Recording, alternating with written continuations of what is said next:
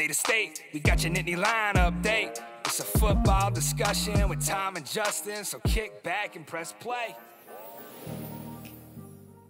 With former Penn State and NFL defensive back Justin King, I'm Tom Hannafin. This is State of State. This podcast is presented by BetOnline. Basketball fans, it's that time of year again. The NBA is back. From opening tip-off to buzzer beaters, BetOnline has you covered with the best odds, biggest promotions, and live in-game betting on all your favorite teams. This season, every game matters. BetOnline is every stat, matchup breakdown, and live odds to bet on during the game. And it's not just the NBA. BetOnline is odds on everything from football, the MLB playoffs, the NHL, to political props. Head to betonline.ag today to get in on the action with America's most trusted site for online wagering. State of State is presented by BetOnline. The game starts here. State of State is proud to partner with Illumination Brewing for another season of crafting State IPA, the perfect tailgate and game day beer for Penn State football fans. State IPA is available now at your local beer distributor, grocery store, plus select bars and restaurants. Visit illuminationbrewing.com/beer/state-IPA to learn more. Must be 21 years or older to purchase. Please drink responsibly. Also, State of State is a proud supporter of Blue White Outfitters. Blue White Outfitters was created as a retail shop meant to highlight the confidence, competitiveness, and fearlessness of the elite athletes found throughout the history of Penn State University. Check out their Lockdown U and Lawn Boys merchandise today. All sales from Blue White Outfitters directly benefit Penn State student athletes. Also, official State of State merchandise is available now. Support the show and grab State of State t-shirts, hoodies, hats, and more. Visit www.bluewhiteoutfitters.com today. The number 3 Penn State Nittany Lions stay undefeated, a perfect 7-0 now after a visit to Camp Randall at night. The Nittany Lions take care of Wisconsin by a score of 28-13.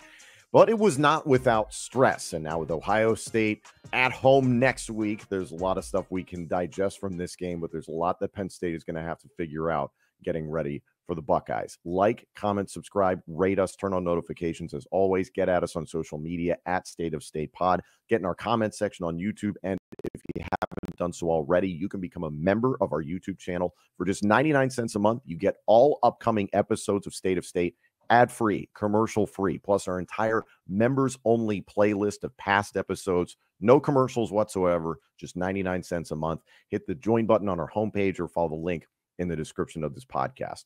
Justin, this game was both pretty and ugly, as James Franklin put it in the post-game presser. First half, you feel okay about things. It's a competitive game, kind of like you expected from Wisconsin at home. That environment was definitely in their favor. Drew Allar goes down. Dennis-Sutton goes down. Anthony Donko goes down late in the second half. A.J. Harris goes down. There's certainly health concerns, but the glowing takeaway from this game is what a performance by the defense in the second half. What a performance by Bo Pula to come in and play an outstanding game to take care of things offensively. Penn State did not miss a beat. They changed things up, which was absolutely outstanding. What did you think about, first off, the first half of this game for Penn State? I think the first half was as expected, right? Going into Camp Randall and playing in a highly emotional space, like, you know, you're going to take their best shots early. So I felt like once we kind of got through that first quarter, first half, and like the score was still pretty close and it didn't get out of hand, playing disciplined football, that you feel good about it. We got to remember that football is a very, very emotional game. And when you think of momentum and that happens at these type of places, that's what makes college football so great. So to be able to weather that storm and get to the second half and be able to really put the clamps down and let the talent and coaching shine through, I think was a great overall performance on the road again. But yeah, that first half is kind of what you expected from a Wisconsin game, especially a night game, and Penn State coming back off of a bye week. So yeah, I was pleased, very pleased. Offensively, Drew Allar was off to a solid start. 14 of 18 ultimately was his line, 148 yards through the air and a touchdown, and then contributed with 4 carries for 8 yards before it appeared he suffered some sort of knee injury. Now, if I'm James Franklin, in this week ahead, and I understand you don't have to put out the injury report for quite some time. I'm not saying anything about anybody's health status this entire week getting ready for Ohio State. Let Ryan Day and company think that it could be Drew, think that it could be Bo. I'm very okay with that. But when Drew Allar went down, it was an awkward situation in which he was tackled, and then you could see at the end of the second half he's trying to move around, and he just didn't have the same ability to step into his throws. He sailed that one last throw, he chunked one, and you could tell he was frustrated, went into the locker room early, and then just came out in the second half with that brace on, tried to give it a go, and just wasn't able to. That's a difficult situation because according to James Franklin, Drew Allar was the one who self-reported to him and say, hey, I can't go. That's a tough thing for a starter to look his head coach in the eye, especially the starting quarterback who is the leader of this team, and say, hey, I can't go, handing things off to the backup. And Bo Pula, shaky at first, but ultimately finishes 11 of 13, has the touchdown pass. I mean, I couldn't have been more impressed with Bo Pula. Like, what a perfect experience to have on the road, second half, challenging environment, challenging score on the board, and guiding your team to ultimately come back. What did you think about Bo Pula's performance? I think when you're seeing the overall, like, just perseverance through this team is pretty exciting, right? Like, just the fact that when things don't go right or they're behind, they don't seem to rattle. Like, they don't have blinking twice. They're not getting scared, and you're seeing it throughout all of the personnel, not just the starters. And I think that's a quality trait of a team that's built to last, right? And when we think about, maybe again, it was still exciting. I'm not going to say that, or explosive and things of that nature, but for Bo to come in, handle the offense, take some lumps, and then get things on page and still be able to make plays, widen the gap by a couple scores. You have to feel good about this team moving forward, right? Until someone can't even say that there's just not that much talent that you're just going to overpower them with talent, but with terms of the coaching, the perseverance, that like the overall toughness of the team, I think that's what's a little bit different than this team than maybe some of the past previous teams where you can kind of question, like, okay, we go back to that fun word of identity. I think we have an identity in this team of like toughness, grit, perseverance, and all those good things. And then they make plays when plays need to be made. So with that being the case, like I think that's a great showing by Bo Pula. Just mental toughness and then the physicality on the field, both sides of the ball. It was very evident. Tyler Warren, they tried to go to Tyler Warren and feature him. Credit to Wisconsin. They made it their mission in life to take him away. But Warren was still effective when they asked him to get in there. Was it the explosivity that we saw against USC? No, he set career highs in that game. So I really didn't have an expectation that Tyler Warren was going to do that. I expected Wisconsin to double him or really key on him, be like, hey, let's take him away. Let's make Penn State's wide receivers attempt to beat us. Hats off to Liam Clifford there in the second half. He had some really clutch catches. Trey Wallace had himself a nice game. Khalil Dinkins with a touchdown catch. James Franklin spoke glowingly of him in the past post-game press conference. The one thing I think a lot of people are looking at is that the run game, this is now a couple games in a row where it's just not looked the same, and it looked good early in the season against lesser competition, so that's fine. But once you start playing the meat of your schedule, it becomes concerning. Katron Allen had himself a nice game, was productive on the ground, the rushing touchdown there late. Nick Singleton catches a touchdown pass. That was a crazy one-handed grab in the corner. Singleton, however, was limited when it came to running the ball. So there is this speculation, Justin, of he was dinged up, didn't play against UCLA. Is he more hurt than he's letting on? And what's going on with the running game to your eyes? I think when teams are forcing, to put it in the quarterback's hands and taking the run away, I think that's what we're seeing a little bit. I think historically, Wisconsin has a pretty strong defense, and I think we've been playing some good run stop defenses the past couple of weeks. But keeping it the down and distance manageable is what the running game has kind of come down to. I'm not sure about the health status of the running backs, but where they still fit in, I think that the way that we can attack different defenses in many different ways is very beneficial to that. But again, it's I'm not going to say it's easy, but when you kind of commit to stopping the run, you're supposed to do what Penn State did, and that's where it starts to loosen up and do those different type of things, so you can then get back to the run game. How did you feel about the way Andy Kulnicki changed the offensive play calling in the second half under Bo Beulah? Because it just seemed like it didn't feel night and day. You still saw a lot of the elements of what we've seen so far this season, but you saw a little bit more of the option game, which I was expecting to see more of in this game. And it's like, yeah, Bo's perfect for that. But just the little changes here and there seemed like they really suited him, made him comfortable. It's extremely encouraging to see a coach that relies on his personnel and he changes his strategy to match his personnel. That's when you start becoming innovative to me, right? Like, I always said, I don't like the word innovative around offensive coordinators, but when you can kind of transition and see like, okay, this player does this, that, and the third, because now we're looking at individuals and we're looking at the matchup. So I can see that that's how he's viewing the game, which, the great offensive coordinators do that. And I mean, he showed that. So he kind of changed it to a little bit, getting him on the move, like you said, the option and things of that nature. So, I mean, kudos to him, and just his offensive play calling throughout the season has been a clinic to watch. Bo Beulah finishes the game of 11 of 13, 98 yards passing and 1 touchdown, 6 carries for 28 yards. There was the fumble on the exchange earlier. You could tell he was just kind of getting settled in there to begin the second half, understandably so. And there have been discussions now for years in this program, Justin, it feels like, of what would this offense look like under Bo Beulah. We talked about it extensively with Mike Yurcich's system last year, and it just seemed square peg in a round hole sometimes with Allar and the Yurcich scheme. And then when Beulah would be in there, like, man, this worked great. It was almost the inverse in that when you came into this game and then Drew goes down, you send in Bo. I imagine there were concerns from other Penn State fans of like, oh, okay, let's see how he is as a passer, because up until now, Penn State has asked him to throw sparingly. So you and I have talked about it. It's like, ooh, do they trust him to throw the ball? That being said, his patience in the pocket was really, really impressive. And I was thinking back to when Sean Clifford went down recently at Iowa a few years ago, and in came Taquan Roberson, and that was just an absolute nightmare. And I'm not trying to throw shade on Roberson, but that was a nightmare in a situation where the backup quarterback was not prepared to play.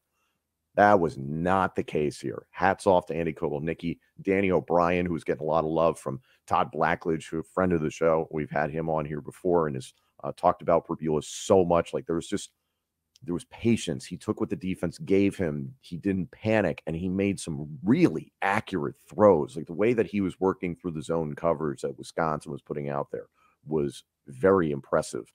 If he has to go against Ohio State, how do you like Penn State's chances?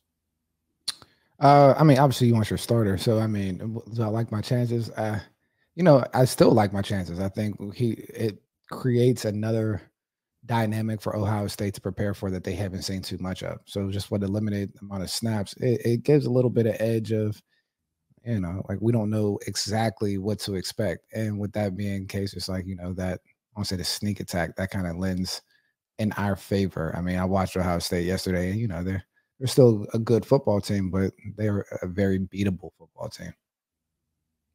Ohio State narrowly escaped Nebraska by a score of 21-17 at home. And that Nebraska team certainly has ability. It's been a challenging season for them. I think that's to say the least. The game against Indiana was soul crushing and demoralizing. So for them to go to the Horseshoe and give Ohio State everything they could handle was very impressive. We're going to get to that when we do our preview for Ohio State, Penn State later on this week, which for all of you that are excited is a part of Big Noon Kickoff at 12 p.m. Eastern on Fox next Saturday. So I know there's a lot of Penn State fans that, might rally around the Big Noon Kickoff stage, and, they could be nice. It might be nice. I don't know. We're going to find out. Let's talk about the defense for Penn State. It just seems like clockwork, Justin, that once you get to the third quarter against the Penn State defense, you're screwed. This Wisconsin offense, to their credit, you and I talked about what's their identity coming into this game. It seemed they were running the football well with Tawee Walker there in the first half, and then Penn State just absolutely put the clamps down. And that was even with Dennis-Sutton going down. The interior of the defensive line really stepped up. I think Kobe King had himself an excellent game and does not get talked about enough of how important of a piece he is within this defense. And Jalen Reed coming up with a pick six. James Franklin talked about it after the game. Momentum is a real thing. You can't measure it, but that was something that it didn't feel like Justin Penn State was completely out of it when that pick six occurred, but it was this just shot in the arm of like, guys, we're in this, and it's something you and I talked about. There are turnovers to be had against this Wisconsin team, and Penn State was able to take advantage of it. What did you think about Penn State's defense?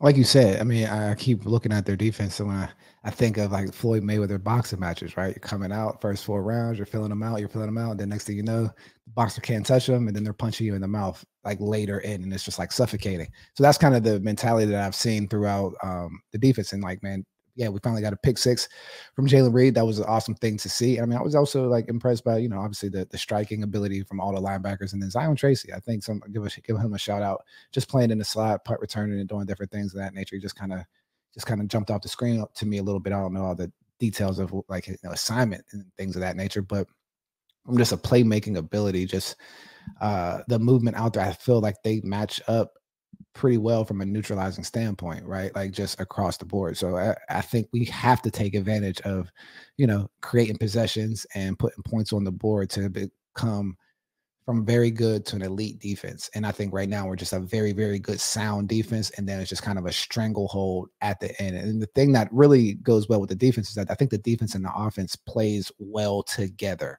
Like the way that the offense attacks, the way the defense plays defense it goes hand in hand. So where it seems like the offensive coordinator and defensive coordinator are on the same page of like, all right, like an overall chess matchup. Like this is how we're going to approach it. This is how this place is going, and we're going to loosen it up a little bit. We're going to get a little bit more tighter, and it's a good thing to see. I'm excited about next week.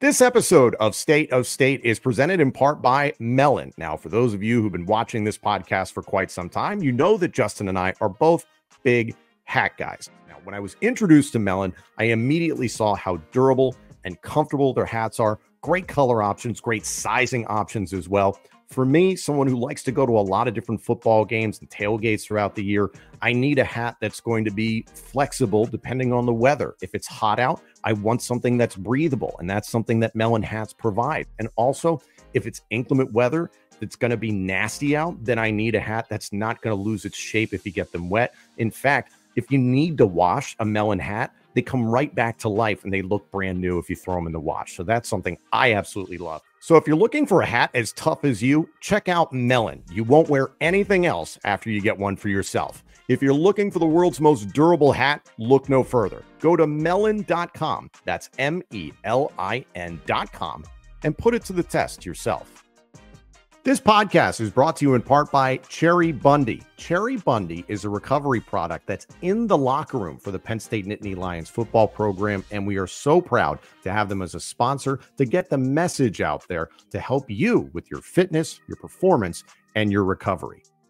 Tart cherries are the highest antioxidant fruit or vegetable in the world. They're a natural anti-inflammatory with incredible benefits such as reduced soreness, increased recovery, contains naturally occurring melatonin to help improve your sleep and also help support your immunity. Cherry Bundy is used by nearly 500 collegiate and professional sports teams, including Penn State. That's 66 out of 67 Power 4 conference football teams, plus every NCAA football and basketball national champion since 2007. Goes deeper than that. In the National Football League, 10 of the last 11 Super Bowl champions have used Cherry Bundy. Every team playing in Europe or Brazil this season had Cherry Bundy with them. You can check out Cherry Bundy right now at cherrybundy.com or Amazon. It's funny because like you hear the phrase complementary football, and that's exactly what Penn State has done all season long. You see balance offensively, you see balance defensively. I know that's hard to really articulate, but still the complementary football, one side picks up the other when it's necessary. And I think there's going to be instances as well against Ohio State where Penn State can get some turnovers. You do have to turn them into points, however, against this Ohio State team. It's not always going to be a pick six or a scoop and score or something like that. But if you give the ball back to Penn State's offense, the offense has to capitalize against Ohio State because they can score in bunches. The Oregon game was a perfect example of their ability to strike over the top in a variety of different capacities. The thing that's interesting for me is Penn State shut down Wisconsin's running game in the second half. The quick game from Wisconsin was effective in the first half. Braden Locke, some risky throws here and there. That's something I think we kind of anticipated, is that it's more of an air raid style passing attack. So they were trying to get the ball out there, and they have some athletes at receiver that Wisconsin was able to get open at different points. But for me, I was looking at the way that the secondary for Penn State was playing, and it just felt like they really put the clamps down in the second half. Zakee Wheatley, hats off to him with that outstanding stop on fourth down there very late in the fourth quarter to ultimately seal the win 28-13 and just to protect that lead. There were a lot of people talking on social media. I'm curious what you think about this. Is Penn State continues to play man defense in secondary almost the entirety of the time. And that's been a staple of Terry Smith, and that's been a staple of Lockdown U for quite some time. But there were certainly questions of, are you comfortable giving up 7 yards at a time for just about every completion that we saw Wisconsin get? Because if they had stuck with the quick game, they could have had more success. And I look at what Ohio State is able to do with their receivers, Jeremiah Smith, Emeka Egbuka, the list goes on and on. Will Howard is no slouch when it comes to throwing the football. Do you think it's possible Penn State throws in some wrinkles of zone against Ohio State? Sure, you play some split zones, go from two man and different looks, but I think from your base being man, it gives you a personnel advantage because you're playing tighter coverage, and like making 7-yard throws in man coverage or even tight coverage is something that you keep doing that. Like keep doing it, and then we'll get one like we did later in the game, right? We do it, and like you may not, even though in that situation it would look like a man pressure, and then Jalen Reed kind of backed out and sunk into the hole, and boom, we got to make a play. So like it's all part of the chess match. So when you're just bases coming out in that man look, I just think that's a kudos to the coaching and the personnel that's on the field, and then from there you can do a lot of different things just as long as you're making everything look somewhat similar, and then kind of be able to transition to zones or trap defenses and things like that, because you're right. Ohio State does have an explosive offense where they can score at any moment. So if you can play man-to-man with them, that's, I think, your best bet, because when you play zone against teams like that, that's when you're giving up the 12, the 14-yard passes, and you're manipulating different things. So I'm more of a fan of the zone type of situation man situation that we're playing currently. It's man, and then it's just lulling the quarterback to sleep. You're expecting man, you're lining up in man, and then bam, Robert coverage, the pick that you mentioned, Jalen Reed just dropping in the zone. Braden Locke just, I guess, didn't see him. He was standing right over the middle, but no pun intended, was locked into his receiver. Kept thinking man. When it comes to the front seven for Penn State, as I mentioned, I was so impressed with the performance of Kobe King. Dennis-Sutton goes down, and he's a body that you would certainly like to have for the Ohio State game. So again, we're looking at Allar, Harris, Dennis-Sutton, and Anthony Donko as guys of, okay, are they going to be able to go against Ohio State? It didn't appear that what they sustained on the field was something that was like they got to be carted off, and it's a real problem. But again, we don't know at this point in time as we're recording this, and then I sincerely expect James Franklin to keep everything close to the vest. So you need all bodies possible. But the front seven for Penn State, Zane Durant, Devon J. Thomas, I got to remember his name consistently, Hakeem Beamon, Smith Vilbert stepping up, Amin Vanover stepping up, Abdul Carter doing his part in different places. You could see the way Wisconsin was trying to take away the pass rush of Penn State with the quick game, but still, this defensive line really made things difficult for Wisconsin. And I know this is going to be a step up in competition, but it feels like that's going to be a huge matchup to watch against Ohio State, because Ohio State could not run the ball against Nebraska. And that is an interior defensive line for the Cornhuskers that is solid. And I feel like Penn State could duplicate that performance. What did you think about the defensive line play? I thought the defensive line play was solid, right? Like overall, especially dealing with some injuries. They created pressure when pressure was needed. But there were some lapses in, I think, the run game where we were giving up a little bit, and there was like some holes to run through. So that needs to be cleaned up. But overall, win by 2 scores up in Camp Randall, it's hard for me to be overly critical.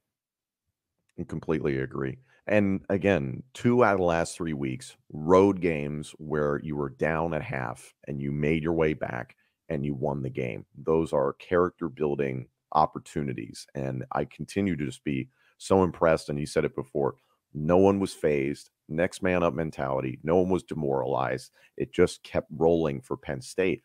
And Now sitting at 7-0, you're about to host Ohio State. What, if anything, do you look at what Penn State is doing and is capable of that it's like, this is going to have to improve against Ohio State in order for Penn State to take out the Buckeyes?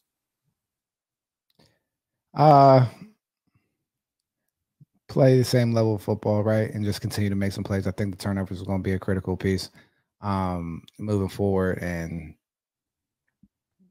yeah, I mean, it's going to be a dogfight. Like, that's what you can't, I mean, I can't expect anything less. So I mean, if they continue to play, make big plays on offense, control the clock, control the different pressures on defense, and have some turnovers, I think it's a very likely chance that we get the W.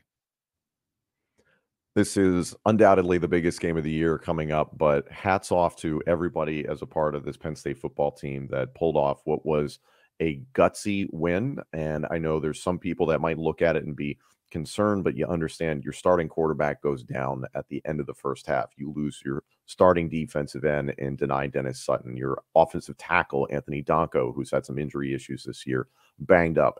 AJ Harris, one of your starting corners, banged up. This was a full team performance. And I know that's such a cliche thing to say, but really going on the road to get this win, it was a character building win. Some people look at the record of Wisconsin, but that was a team that was trending in the right direction, certainly had everything to play for, had momentum at one point there going into halftime. And Penn State just put the clamps down in the second half defensively and offensively. I cannot overstate how good that performance was by Pula. So now it's a question of how do you attack this Buckeye defense and how do you keep pace in terms of scoring? I think that's one thing that this Penn State team has shown. They have the ability to score points, but I don't know what that over-under is going to look like. I don't know what that spread is going to look like necessarily. Check out our friends at Bet Online for all that information, but still, this is going to be a game that is going to be in the trenches for Penn State's offensive line. I think they're going to be able to have success. They have to be able to negate the pass rush, but there's so much here that if you have Allar and if you have Dani Dennis-Sutton, so we have so much to see that can happen in the next handful of days. Like, comment, subscribe, rate us, turn on notifications. As always, we appreciate you guys so much. Get at us on social media at State of State Pod. Get in our comment section on YouTube, and if you haven't done so already, you can become a member of our YouTube channel for just 99 cents a month. You can get all upcoming episodes of State plus our entire members-only playlist for 99 cents a month, commercial-free, ad-free, no ads whatsoever. If you become a member, hit the join button on our homepage or follow the link in the description of this podcast. Penn State remains unbeaten. The number 3 Nittany Lions win 28-13 at Wisconsin on the road in a night game environment, and now they will host the Ohio State Buckeyes. Thank you all so much for joining us. This episode and our entire library of shows is available now on YouTube, Apple Podcasts, Spotify, Google Podcasts, and wherever else you get your podcasts. Also, let us know what you think of the show on social media and check out all of our content on X, Instagram, and TikTok. Search for the handle at State of State Pod. State of State is presented by Bet Online and by Blue White Outfitters.